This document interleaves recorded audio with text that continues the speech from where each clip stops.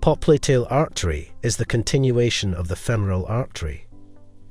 It begins at the opening in the adductor magnus or hiatus magnus, that is, at the junction of middle one-third with the lower one-third of thigh. If you look at this diagram here, you can see the popliteal artery coming out of the opening in adductor magnus more clearly. It runs downwards and slightly laterally to reach the lower border of the poplatus.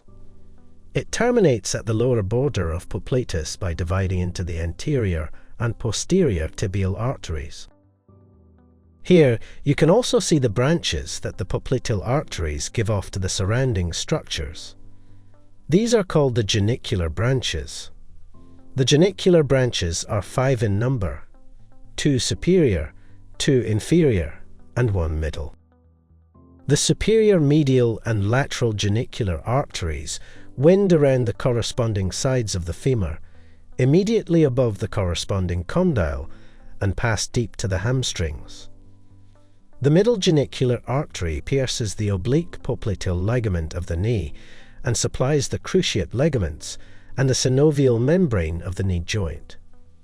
The inferior medial and lateral genicular arteries wind around the corresponding tibial condyles and pass deep to the collateral ligaments of the knee. All these arteries reach the front of the knee and take part in forming the anastomoses around the knee. Other than these 5 branches, several large muscular branches are given off. The upper, 2 or 3, muscular branches supply the adductor magnus and the hamstrings and terminate by anastomosing with the 4th perforating artery. Cutaneous branches arise either directly from the popliteal artery or indirectly from its muscular branches. One cutaneous branch usually accompanies the small saphenous vein. If we look at the relations of the popliteal artery, as it is the deepest structure in the popliteal fossa, it is related, anteriorly to, the popliteal surface of the femur, the fascia covering the poplatus muscle, the back of the knee joint, posterior or superficially, to the tibial nerve. It is also closely related to the muscles that make up the boundaries of the popliteal fossa.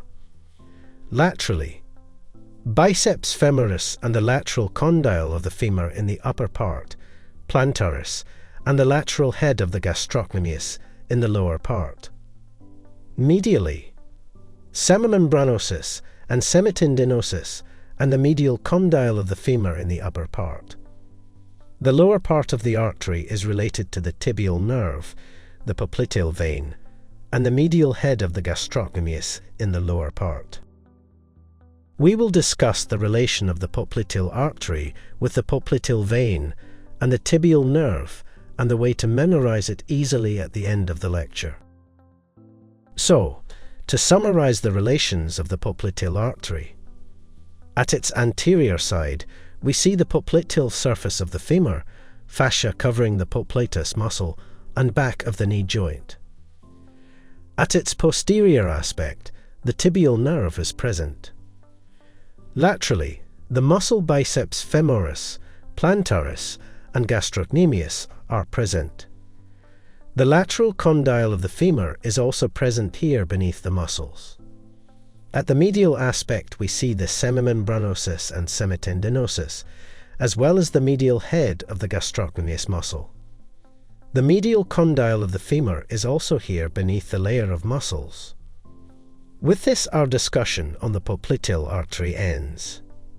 We will now discuss the popliteal vein in the next video.